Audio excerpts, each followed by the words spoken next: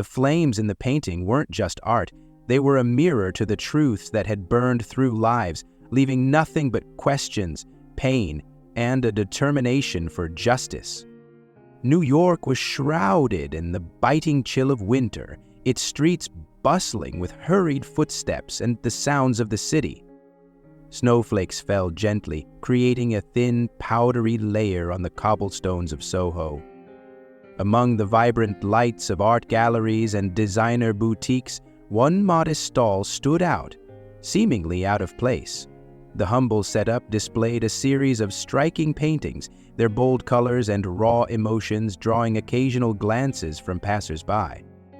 Michael Harrington, a man of wealth and refinement, walked with a deliberate pace. Known for his unparalleled art collection, he often sought inspiration in the unexpected. His tailored coat and polished leather shoes made him stand out, but his demeanor remained unassuming. As he strolled, something caught his eye, a painting unlike anything he had ever seen. It depicted a child standing amidst roaring flames, their terrified eyes capturing a mixture of anguish and defiance. The details were hauntingly vivid, the kind that stayed with you long after the first glance. Michael paused, transfixed. Behind the small stall, a boy sat, huddled in an oversized, threadbare coat. His hands were reddened from the coat, his face pale yet determined. Michael's gaze shifted from the painting to the boy. Did you paint this?" Michael asked, his voice soft but firm, his curiosity piqued. The boy looked up, his wide, dark eyes filled with both caution and hope. "Yes," he replied, hesitating. "Do you like it?" Michael studied the painting again, his discerning eye noticing every brushstroke. "Like it? It's extraordinary. It tells a story, a tragic one. What inspired this?" The boy lowered his gaze, his hands fidgeting with a loose thread on his sleeve. It's from memory. That's my mom," he said, his voice trembling slightly. She passed away in a fire. This is how I remember her." The words hit Michael like a sudden gust of wind. He felt a pang of familiarity in the boy's sorrow. His eyes returned to the painting, drawn to a small detail he hadn't noticed before, a golden ring faintly visible in the background. Its intricate design was unmistakable, sparking a flood of memories. 15 years ago, his best friend Daniel Parker had died in a tragic car accident. Before his death, Daniel had often worn a family heirloom, a ring with a unique pattern. Michael's breath caught. Could it be a coincidence? He turned back to the boy, his voice softer now. "What's your name?" Michael asked. Noah," the boy replied, shifting uncomfortably under the man's intense scrutiny.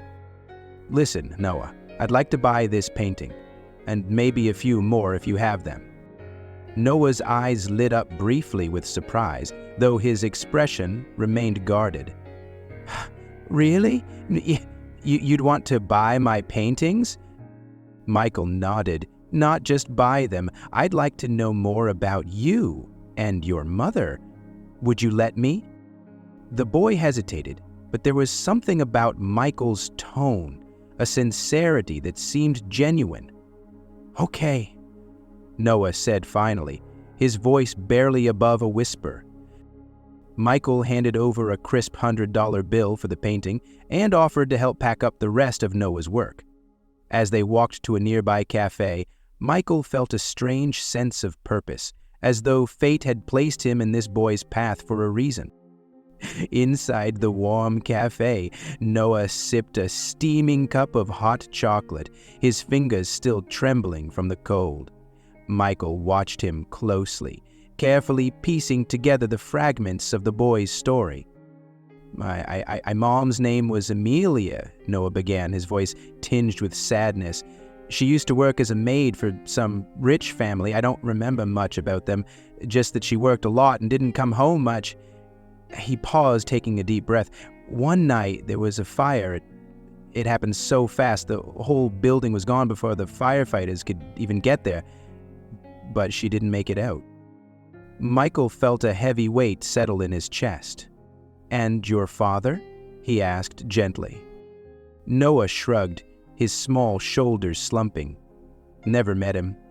My grandma says he left before I was born. She's all I have now." Michael studied the boy's face, his heart aching for the child's resilience in the face of such loss. The mention of Amelia's name, combined with the ring in the painting, churned his thoughts. Could Amelia have been connected to Daniel? And if so, how? "Do you remember anything about the family your mom worked for?" Michael pressed, his voice careful not to betray the urgency of his thoughts. Noah shook his head. "Just that they were really rich. She said they had secrets, dangerous ones." He hesitated, then added, "She told me to stay quiet about some things, even if I didn't understand them. I think she was scared." Michael leaned back in his chair, his mind racing. The puzzle pieces didn't fit yet, but the edges were starting to align. He couldn't ignore the possibility that Noah's mother might have known something that led to her untimely death, and that it could be linked to Daniel's tragic fate. As he left the cafe, Michael placed a reassuring hand on Noah's shoulder. "You're not alone in this, Noah. I'm going to help you find answers." For the first time, a small, hopeful smile flickered across Noah's face. "Thank you, Mr. Harrington," he said quietly. That night, Michael sat in his study, the painting propped against the wall. His eyes lingered on the image of the golden ring. Memories of Daniel flooded back, his laughter, his ambitions, and the deep sadness he'd hidden from the world. Michael knew one thing for certain. He couldn't let this mystery remain unsolved. The fire that had claimed Amelia's life was no ordinary accident, and whatever secrets she had taken to her grave were now tied to this boy, this talented, brave boy who deserved the truth. As Michael picked up his phone to make a call, he couldn't shake the feeling that their journey would unravel more than just a family's hidden past. It would awaken long-buried secrets that could put both their lives in danger. Michael Harrington couldn't sleep. The painting rested on an easel in his study, illuminated by the dim light of his desk lamp. He stared at the faint golden ring in the background, his thoughts consumed by questions. The connection between the boy's mother, Amelia, and his late friend Daniel felt more than coincidental. He needed answers, but the stakes were higher now.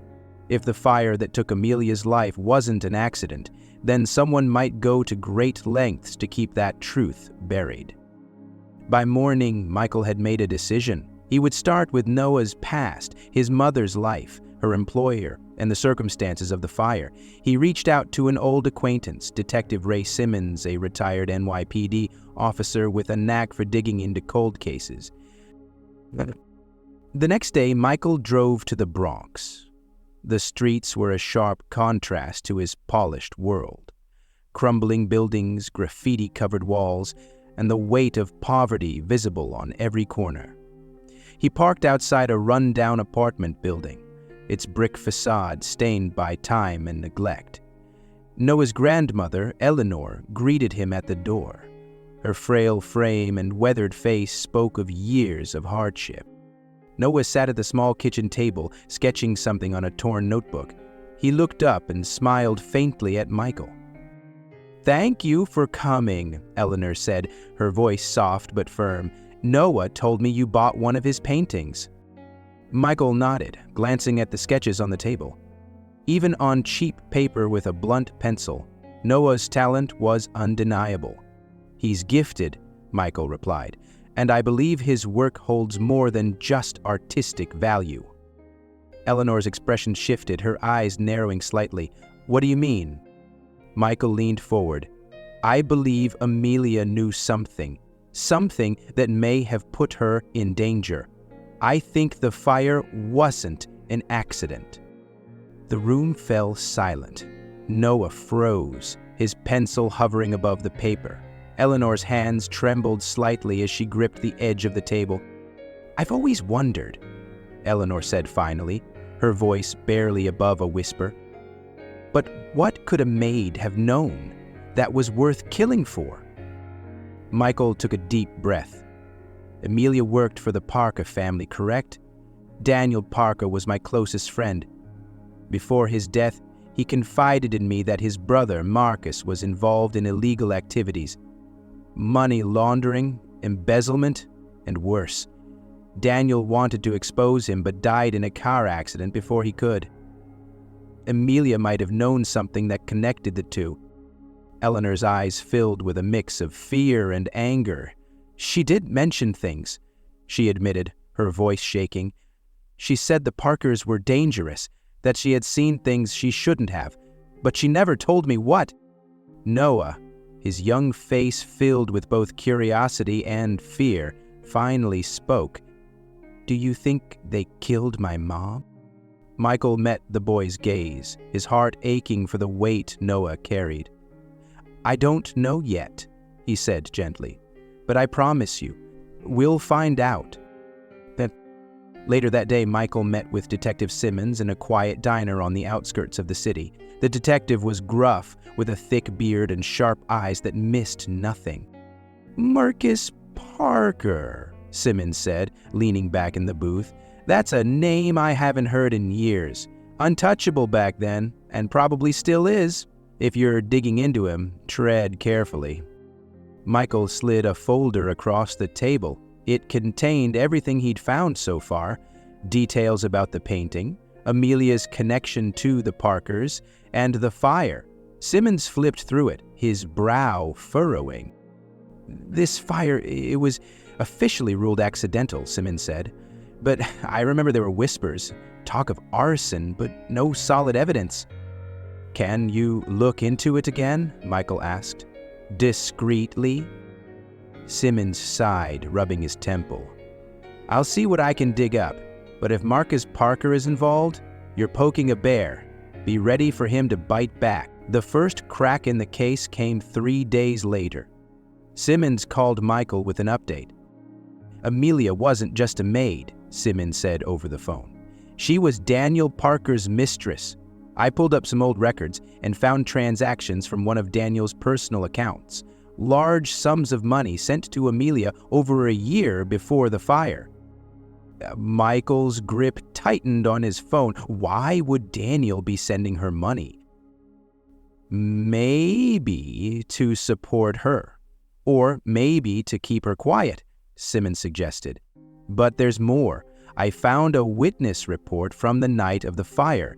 Someone claimed to have seen a black SUV parked near the building just before the flames started. The witness later recanted, but it's suspicious." Michael's mind raced. A black SUV, the same kind of vehicle he'd seen tailing him days ago. "Simmons, I think someone's watching me. Noah and I were followed." Simmons's tone turned serious. "You need to be careful, Harrington. This isn't just about the past anymore." Don't forget to like, subscribe to the channel, and press the notification bell so you don't miss any new information. That evening, Michael returned to his home, his thoughts a storm of questions and theories. He found Noah in the study, staring at the painting. The boy's face was pale, his eyes distant. "Mr. Harrington," Noah said quietly, "why would someone want to hurt my mom?" Michael sat beside him, placing a reassuring hand on his shoulder. "Your mother was brave, Noah. If she knew something dangerous, she tried to protect you by keeping it a secret. But now, it's our turn to protect her legacy." As Michael spoke, the lights in the house flickered. A faint noise came from outside, a low hum of an engine. Michael's heart raced. He moved to the window and saw the silhouette of a car idling across the street. "Noah, stay here," Michael instructed, his voice firm. He stepped outside, the winter air biting against his skin. The car's headlights turned on, blinding him momentarily. Then, without warning, the car sped away, tires screeching against the pavement. Michael returned inside, his mind buzzing. Someone wanted to scare him, or worse, silence him. He knew the risks, but backing down was not an option. Too much was at stake. The next morning, Michael and Noah visited the site of the fire. The charred remains of the building had long been replaced by a parking lot, but the memory of tragedy lingered in the air. Noah stood silently, clutching a photograph of his mother. "She used to sing to me," Noah said, his voice trembling. "Even when she was tired from work, she'd sing until I fell asleep." Michael knelt beside the boy, his expression somber. "We'll make sure her story is told, Noah. She deserves justice." As they left, a man in a dark coat watched from the shadows, his phone pressed to his ear. "They're digging too deep," the man muttered. "We need to handle this now." The danger was becoming more palpable with each passing day. Michael knew they were walking a fine line, but he also knew one thing. The truth had to come out, no matter the cost. The first secret was only the beginning. Behind it lay a web of deceit and corruption far darker than he had imagined. Michael sat in his study, the room dimly lit by the soft glow of his desk lamp. The painting rested against the wall, its haunting image of a child in flames dominating his thoughts. The golden ring in the background had become a symbol of a growing conspiracy, a silent reminder that this wasn't just about art. This was about unraveling a web of secrets that could put both him and Noah in mortal danger. Noah was asleep upstairs, but Michael couldn't rest. Detective Simmons' warning about Marcus Parker echoed in his mind. Marcus was no ordinary adversary. He was a man with wealth, power, and a history of eliminating problems without leaving a trace. Michael knew that every step forward would put them closer to danger, but the truth wasn't negotiable. The next morning, Michael decided to confront the past directly. He drove to the Parker family estate, a sprawling mansion on the outskirts of the city. The gates, ornate and towering, were guarded by 2 security officers. The lead guard, a burly man with a no-nonsense demeanor, stopped him. "State your business." Michael handed over his business card. "Michael Harrington, I'm here to speak with Marcus Parker. It's urgent." The guard scrutinized the card and made a call. After a tense few moments, he opened the gate. "You've got 10 minutes." Inside, the mansion was as imposing as Michael remembered from his visits with Daniel years ago. Marcus was waiting in the grand hall, his sharp suit and icy demeanor a stark contrast to the warmth Daniel had once exuded. "Michael," Marcus greeted, his voice smooth but devoid of warmth. "To what do I owe the pleasure?" Michael stepped forward, his posture steady. "I've come across something that raises questions about your brother's death and the fire that killed Amelia Carter." Marcus's expression didn't change, but his eyes narrowed slightly. "I'd advise you to tread carefully, Michael. Daniel's death was an unfortunate accident. And Amelia, well, she was just a maid. What's this really about?" Michael produced a photograph of Noah's painting, pointing to the ring in the background. "This ring, it's a Parker family heirloom. Daniel wore it the night he died, didn't he?" Marcus's lips curled into a faint smirk. "And what if he did? It's not uncommon for paintings to reflect the artist's imagination. This proves nothing." Michael held his ground. "Noah is Amelia's son. He remembers more than you think. And there's a witness who saw a black SUV near the building the night of the fire. I'm sure you know something about that." For the briefest moment, Marcus's composure faltered. His smirk vanished, replaced by a cold glare. "You're poking your nose where it doesn't belong. I suggest you stop before you regret it." Michael leaned in slightly. "I won't stop, not until I uncover the truth." Marcus's voice dropped to a chilling tone. "Truth, Michael, is often subjective. Be careful you don't dig up something you can't handle." Michael left the estate with his heart pounding but his resolve unshaken. He knew Marcus was hiding something, and the next step was to find it. He reached out to Simmons, who had uncovered a lead, an abandoned warehouse once owned by the Parkers. The warehouse was located in an industrial district, its exterior rusted and covered in graffiti. Michael parked a block away, instructing Noah to stay in the car. "Stay here," Michael said firmly. "If I'm not back in 20 minutes, call Simmons." Noah nodded, clutching his sketch pad nervously. "Be careful, Mr. Harrington." Inside the warehouse, the air was thick with dust and a faint scent of oil. Michael moved cautiously, his flashlight cutting through the dimness. Stacks of old files and crates filled the space, a testament to years of forgotten dealings. After sifting through piles of documents, Michael found a folder marked Parker Holdings, Confidential. Inside were financial records, including payments to Amelia Carter shortly before her death. But what stood out most was a handwritten note. "Eliminate loose ends, MP." Michael's breath caught. This was proof, a direct link to Marcus. Suddenly, the sound of footsteps echoed through the warehouse. Michael turned off his flashlight and ducked behind a crate. The footsteps grew louder, accompanied by low voices. "Check the files, make sure nothing's left behind," one voice ordered. Michael peeked through a gap between crates, spotting two men in dark clothing, their faces partially obscured. One of them carried a gun. Michael's pulse quickened. He clutched the folder tightly and began to move silently toward the exit. But as he neared the door, his foot brushed against a loose piece of metal, sending it clattering across the floor. "Who's there?" one of the men shouted. Michael broke into a sprint, his footsteps echoing as the men chased after him. A gunshot rang out, the bullet whizzing past his shoulder. Bursting out of the warehouse, Michael ran toward the car, waving frantically at Noah. "Start the car, now!" Noah fumbled with the keys, panic evident on his face. The engine roared to life just as Michael dove into the passenger seat. "Go, drive!" Michael shouted. Noah hit the gas, the tires screeching as they sped away. In the rear-view mirror, Michael saw the men firing at them, but the car quickly disappeared into the labyrinth of city streets. Back at Michael's home, the two sat in the kitchen, their breathing still heavy from the escape. Noah's hands trembled as he gripped a glass of water. "Are they going to come after us?"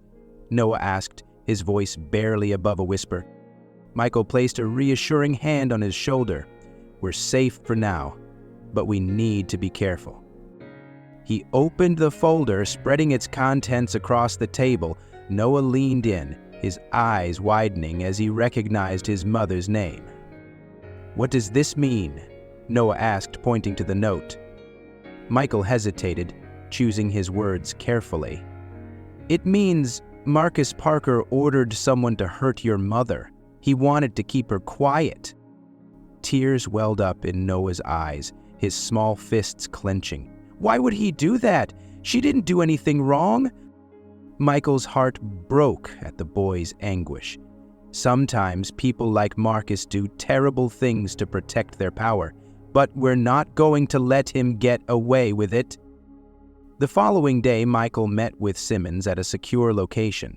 The detective's expression was grim as he reviewed the folder. "This is big," Simmons said, "but it's not enough. You'll need more than this to bring Marcus down. And if he knows you have this, he won't stop until he silences you." Michael nodded. "Then we'll find more, whatever it takes." Simmons sighed. "You've got guts, Harrington. Just make sure you don't get yourself or the kid killed." As Michael and Noah continued their investigation, they became targets. Marcus's men tailed them, making every step more dangerous. But the closer they got to the truth, the more determined Michael became. The tension reached a breaking point when their car was forced off the road late one night. Trapped in a dark alley, Michael shielded Noah as their pursuers approached. "You should have walked away," one of the men sneered, raising his gun.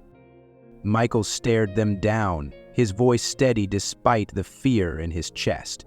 You're making a mistake. If you kill us, the truth will come out anyway." A tense standoff followed, broken only when Simmons arrived with reinforcements, sirens blaring. The attackers fled, leaving Michael and Noah shaken but alive.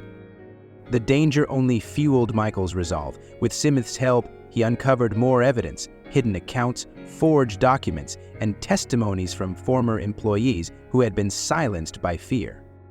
As the puzzle pieces fell into place, Michael realized the full extent of Marcus's crimes, but the most shocking revelation was yet to come. Amelia had kept a diary hidden among her belongings. In it, she detailed Daniel's plans to expose Marcus and her role in gathering evidence that could finally bring Marcus to justice. Michael and Noah stood at the edge of a storm, their determination unshaken. The truth was within reach, but the cost of revealing it could be greater than either of them had imagined. Noah sat at the dining table in Michael's townhouse, gripping his sketch pad as if it were a lifeline. His fingers trembled as he worked the charcoal across the page, but the lines came out jagged and chaotic, unlike the usual fluidity of his art. Michael, seated across from him, observed the boy's anxiety. The house, though secure, felt stifling under the weight of the danger that had begun closing in around them. "You're safe here," Michael said, his voice steady but tinged with urgency. "I've doubled security. No one's getting through that door." Noah didn't look up. He stared at the sketchpad as if it held answers to questions he couldn't even articulate. "They're going to come for me," he said finally, his voice cracking, "just like they came for my mom." Michael exhaled slowly, leaning forward. "Noah, listen to me. Your mom was caught in something she didn't have the tools to fight. But we do. We have evidence now, allies. We're not going to let Marcus or anyone else hurt you." Noah's eyes, wide and brimming with fear, finally met Michael's. "Then, why does it feel like we're just waiting for them to find us?" Before Michael could respond, his phone buzzed. He glanced at the screen. It was Simmons. "Stay here," Michael instructed, getting up and moving to the next room to take the call. "What is it?" he asked, his voice low. Simmons sounded grave. "We've got movement. One of Marcus's associates, a guy named Valdez, was seen in your neighborhood an hour ago. He's not the type to take a leisurely stroll." Michael's grip on the phone tightened. "What's his angle?" "Intimidation first, violence second," Simmons replied. "You need to keep that kid on lockdown. Valdez is known for cleaning up Marcus's messes permanently." Michael felt a cold knot form in his stomach. "Can you get eyes on him?" "Already working on it," Simmons said. "But Michael, don't underestimate these people. They've been doing this for years. They're not just going to scare you off. They'll escalate." Michael entered the call, his mind racing. He returned to the dining room, forcing his expression to remain neutral. Noah looked up, his face pale. "Was that about them?"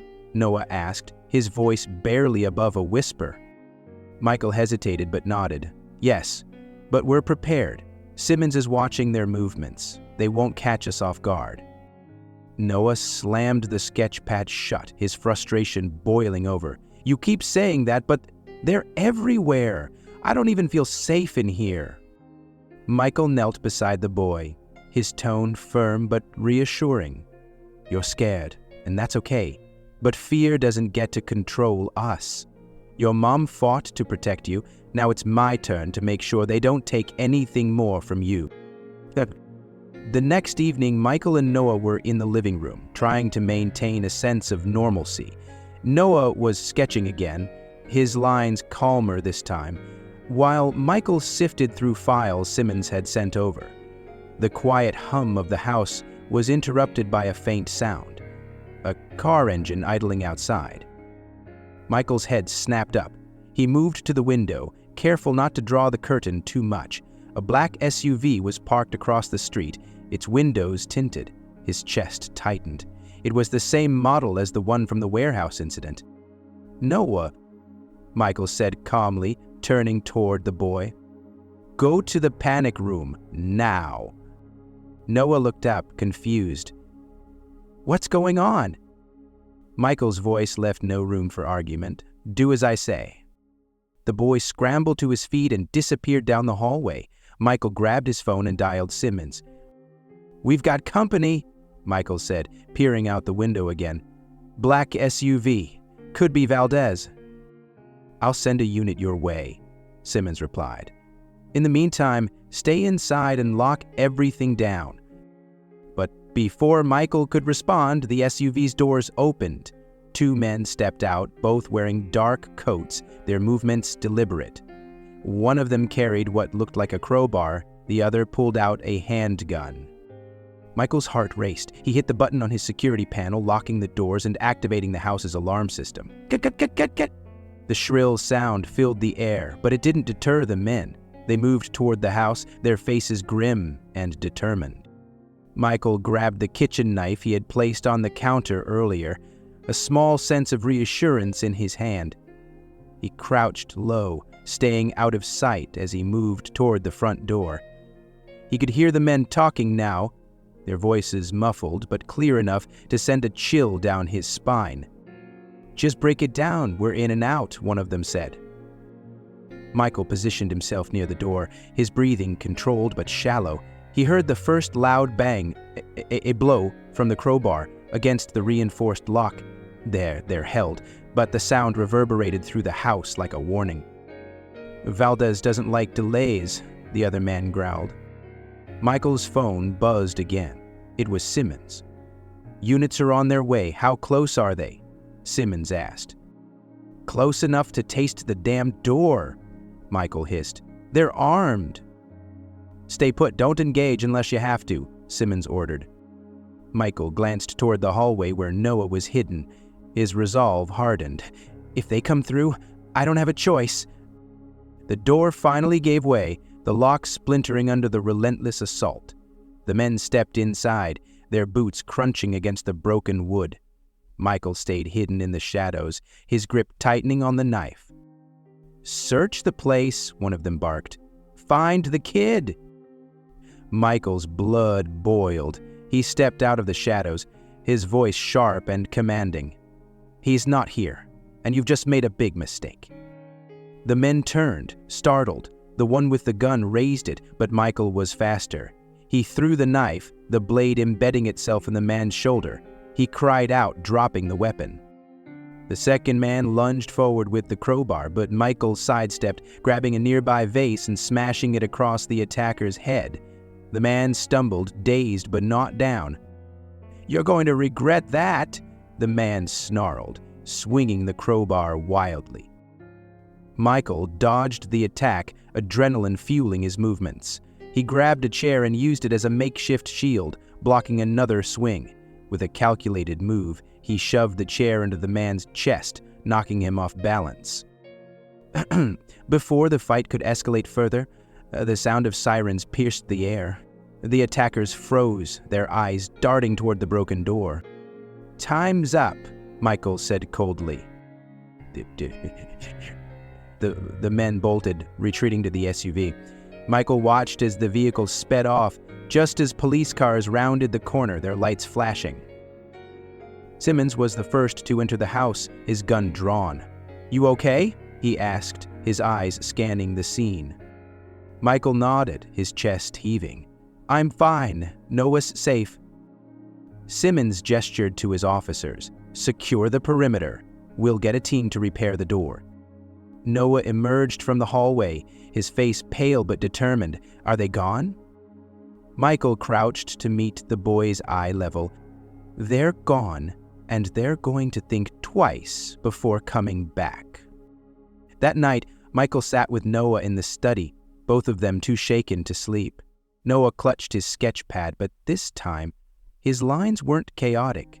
He was drawing a portrait of his mother, her face serene and strong. "Do you think she was scared?" Noah asked suddenly, his voice trembling. "When it happened?" Michael hesitated, his heart heavy. She was brave, Noah. She faced things no one should have to face. But she did it for you." Noah's hand tightened on the pencil. "Then I want to be brave too. When I see and learn the evolutionary trigger." Michael placed a hand on the boy's shoulder, his voice steady. "You already are." As the night deepened, both of them knew the fight wasn't over, but in that moment, they also knew they weren't facing it alone. The grandeur of the art gala was undeniable. Crystal chandeliers cast golden light across the room, illuminating a sea of elegantly dressed attendees. The air buzzed with the soft hum of conversation and the occasional clink of champagne flutes. Michael Harrington stood near the entrance, his gaze scanning the room for Marcus Parker. By his side, Noah Carter clutched a small canvas tightly against his chest. He looked out of place in his borrowed suit, his shoulders hunched with apprehension, but there was a fire in his eyes, a determination that mirrored Michael's. "Remember," Michael said, leaning down to meet Noah's gaze, "stick to the plan. Stay close to me until I give you the signal." Noah nodded, his grip on the canvas tightening. "Do you think he'll even care? People like him, they never get what they deserve." Michael straightened, his jaw tightening. "Tonight he will. Just trust me." Across the room, Marcus Parker made his entrance. He was every bit the picture of power and control, his tailored suit impeccable, his confident smirk lighting up conversations as he greeted familiar faces. To the crowd, he was a philanthropist and a businessman. To Michael and Noah, he was a monster hiding behind a polished facade. "Let's go," Michael said, guiding Noah toward the center of the room. The gala's purpose was to unveil a new exhibit of rare artifacts Marcus had acquired for the Parker Foundation. As the event's host, Marcus was in his element, delivering a speech that dripped with charm and self-praise. "We at the Parker Foundation believe in preserving the treasures of the past while paving the way for a brighter future," Marcus declared, his voice carrying through the room. Applause erupted, but Michael could see through the veneer. Marcus was building his empire on the ruins of others' lives. Michael leaned down to Noah. "Ready?" Noah swallowed hard, nodding. He stepped back as Michael made his way toward the stage. The applause was still dying down when Michael's voice cut through the room. "Marcus, I think the audience would be even more interested in hearing about another treasure from your past." The room fell silent, all eyes turning toward Michael. Marcus's expression flickered with irritation before settling into a forced smile. "Michael Harrington, always a pleasure, but I don't recall you being on the program tonight." Michael held up a small USB drive. "That's because tonight's presentation wasn't in your plans." Marcus's smile faltered. "Michael, this isn't the time for games." "This isn't a game," Michael replied, his voice steady. "It's a reckoning." Michael strode to the projector at the side of the stage. As the images from the USB appeared on the massive screen, gasps rippled through the crowd. Financial documents, offshore accounts, and suspicious transactions, all pointing to Marcus's illegal dealings, flashed in rapid succession. The final image lingered, Amelia Carter's name on a payment ledger. 15 years ago, Marcus Parker orchestrated his brother's death and covered it up with a fire that also claimed the life of an innocent woman, Amelia Carter, Michael announced, his voice growing sharper. She was silenced because she knew too much. The room erupted in whispers, the weight of Michael's words sinking in. Marcus's composed demeanor cracked, his face darkening.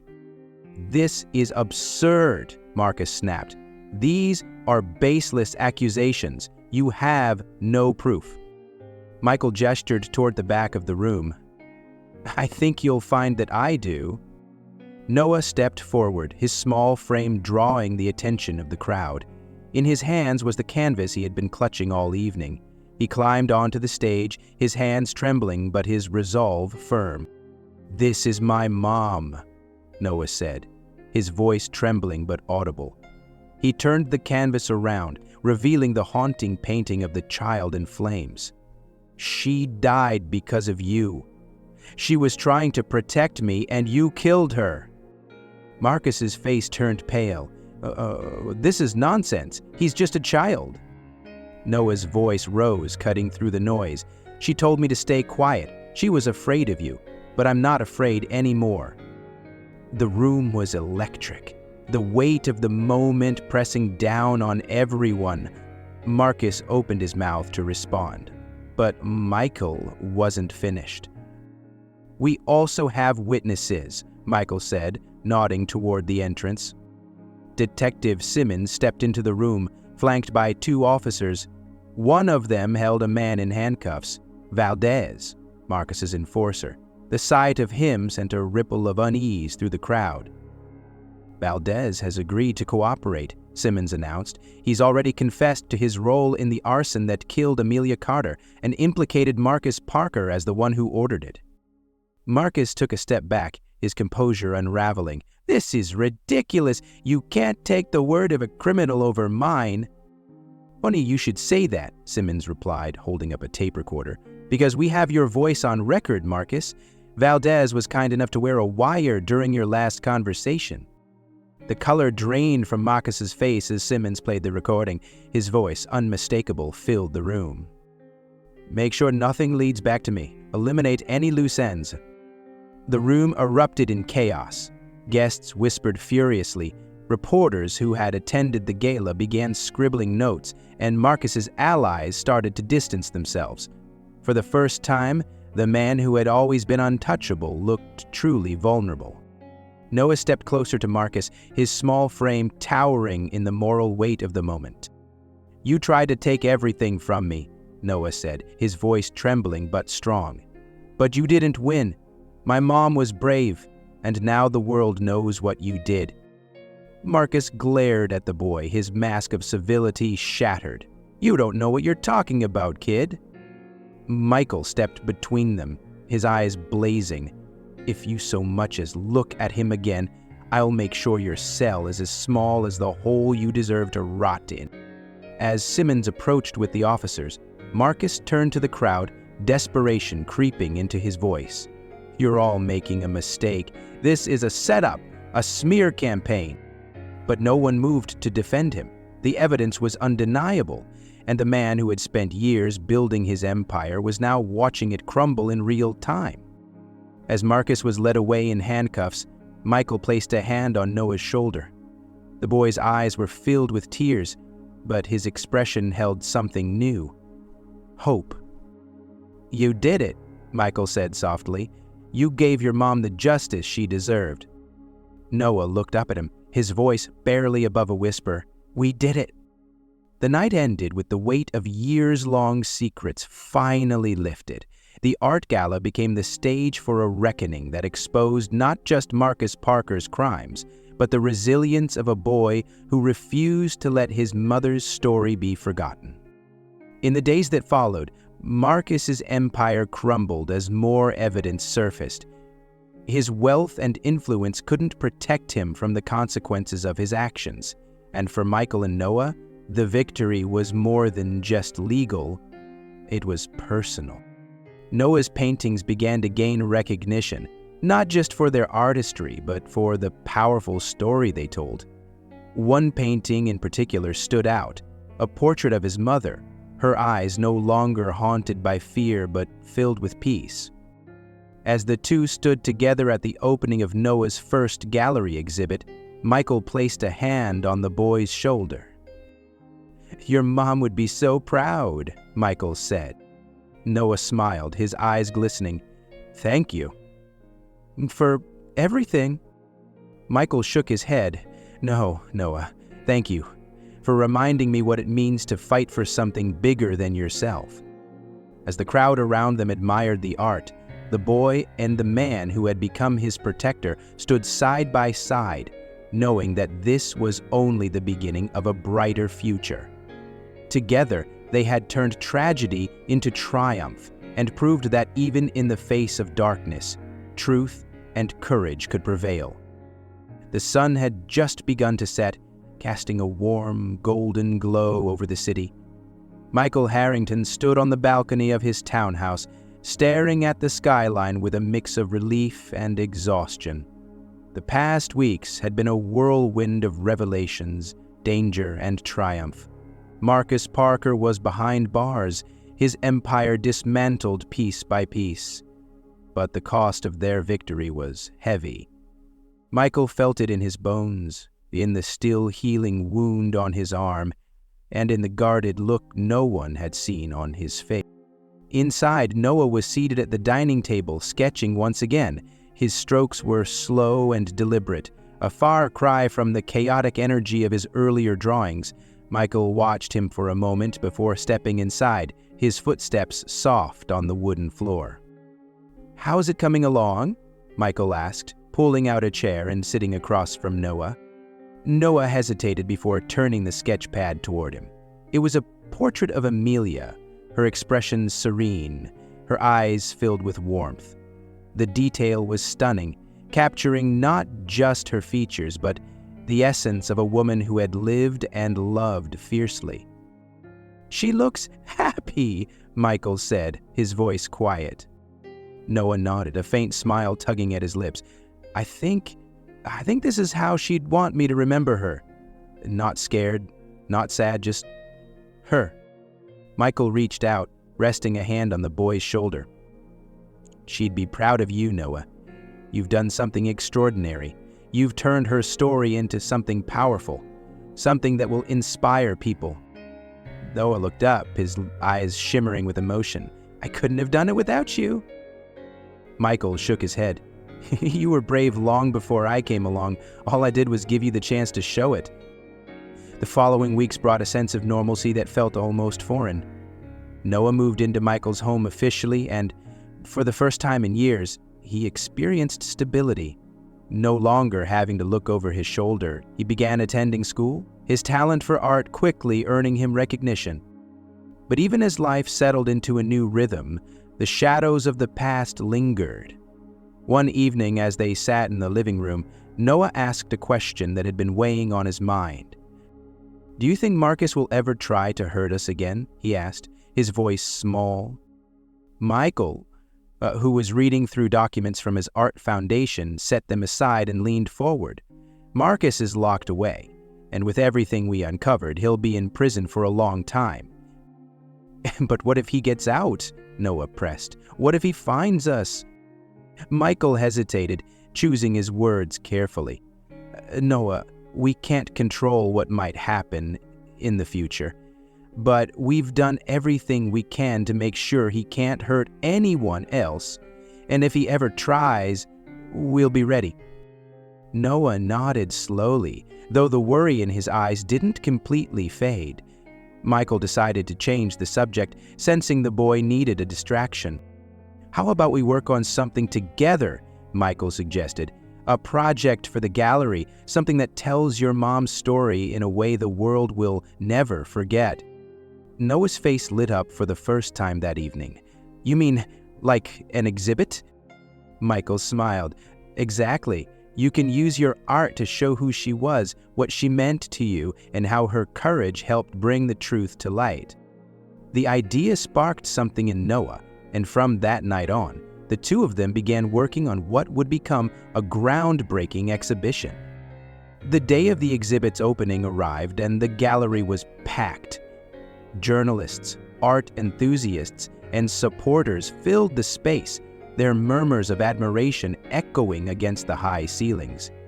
Each piece in the exhibit told a part of Amelia's story, her strength, her struggles, and her enduring love for her son.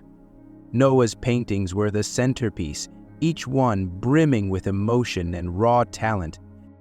Michael stood at the back of the gallery watching as Noah mingled with the crowd. The boy, who once kept his head down and his voice low, was now speaking confidently about his work. He gestured toward a painting of his mother in a field of sunflowers, explaining the significance of the scene to an attentive group of guests. "She used to say that sunflowers always find the light even when everything around them is dark," Noah said. "That's how she lived her life."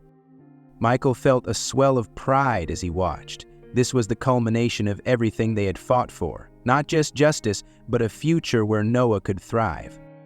As the evening progressed, a man approached Michael. He was older, with graying hair and a kind expression. "Mr. Harrington," the man said, extending a hand. "I'm David Langston from the New York Times. I've been following this story closely, and I have to say, what you and Noah have done here is remarkable." Michael shook his hand. "Thank you, Mr. Langston, but the credit belongs to Noah. He's the one who turned his pain into something so beautiful." Langston nodded, his gaze shifting to Noah, who was now laughing with a small group of children from a local art program. "He's an extraordinary young man, but he's also lucky to have someone like you in his corner." Michael's smile was faint, tinged with humility. "I think we're lucky to have found each other." As the gallery began to empty, Noah found Michael near one of the larger paintings, a depiction of the fire that had changed their lives. The flames were vivid, but at the center was a figure standing strong, her face illuminated by the light. "It's her, isn't it?" Michael asked, gesturing to the painting. Noah nodded. "It's how I imagine her now. She's not afraid anymore." Michael placed a hand on the boy's shoulder. "Neither are you." Noah looked up at him, his expression thoughtful. "Do you think we're done with all of this?" Michael's gaze softened. "I think we've done what we set out to do. But life isn't about being done, Noah. It's about what we choose to do next."